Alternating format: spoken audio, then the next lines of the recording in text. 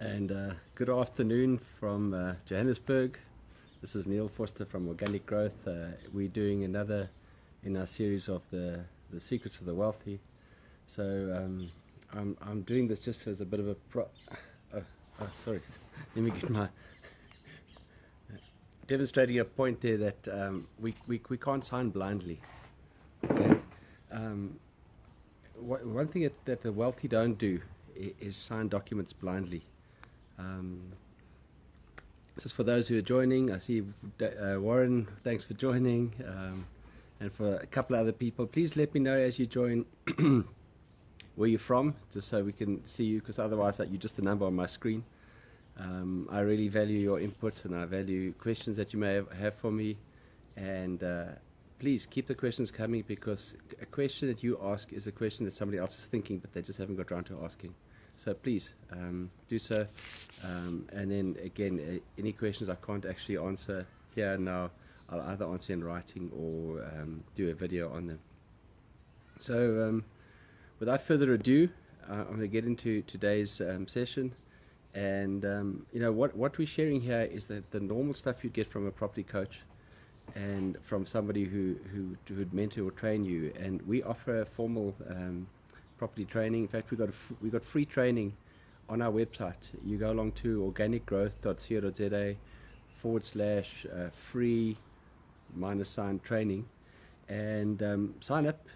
All we want from you is an email address so we can connect with you, and you'll get 3 or 4 hours of free training on how to do buy-to-let investments. So if you wanted to do buy-to-let property investment, hook up with us and we'll show you how it's done. Okay, so today we're talking about signing blindly. Maybe I should tell a story. My first ever property deal, I didn't think of it as a property deal at the time, but I bought a week's timeshare at Uvongo, and I bought it from I was duped really. I didn't think too hard about it. It seemed like a good idea. I believed the sales talk. Anyway, I was offered a free gift if I come along to a seminar or a session or something like that. And we went along to have a look, because I was actually vaguely interested in timeshare anyway. And we could buy, for those of you familiar with timeshare, you buy a week or points. In our case, it was week. We bought the 3rd week of unit number such and such forever, and all you have to do is pay some levies every year.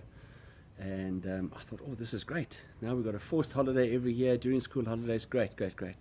And what's more, as I just started working, and I had a little bit of cash for the first time in a very long time.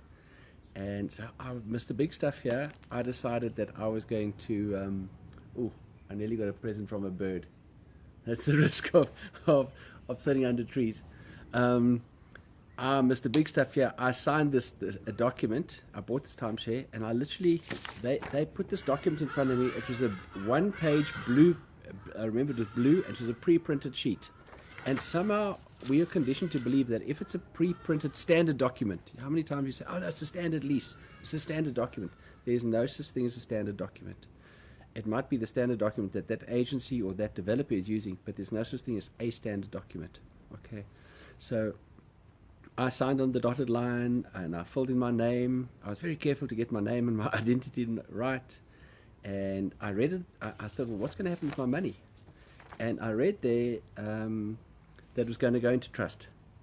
I thought, great, my money's safe. I put it in trust. I'll be good. But I didn't read the document properly. In fact, I didn't read the document at all. The agent said, sign there, sign there, sign there. And I literally gave him a check for the full purchase price of the timeshare. And the following year, I used my timeshare. It was great. And the following year, I used my timeshare. It was great. And I was really enjoying this. And about the 4th year, I had to phone up you've got to phone up about a week or 2 beforehand just to confirm you're actually coming. I don't know why you have to confirm that you're coming along to your own thing, but anyway, it's just one of the rules. So I phoned them up and I said, look, I'll be here. I've now got my cat. If a cat comes in the screen here somewhere, we just say, hello, cat. Hopefully you won't be disturbed by the cat.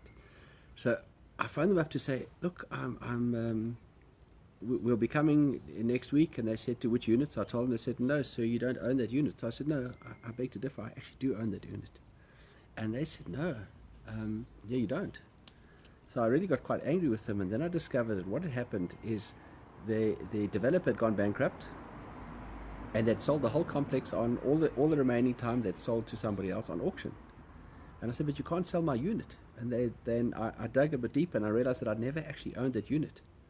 So but I paid for it, and I paid it into an attorney's trust account. So I went and dug the agreement out, okay, and I read it. And it said there that my money, if I paid cash, went into the attorney's trust account pending the opening of the sectional title register, which sounded reasonable, you know. But little did I know is the sectional title register was already open, and that clause should have said that the money needed to go into the attorney's trust account pending transfer into my name. So there I was thinking it was all fine. I read it, it looks great. I was so keen to buy this thing. I signed it and off I go.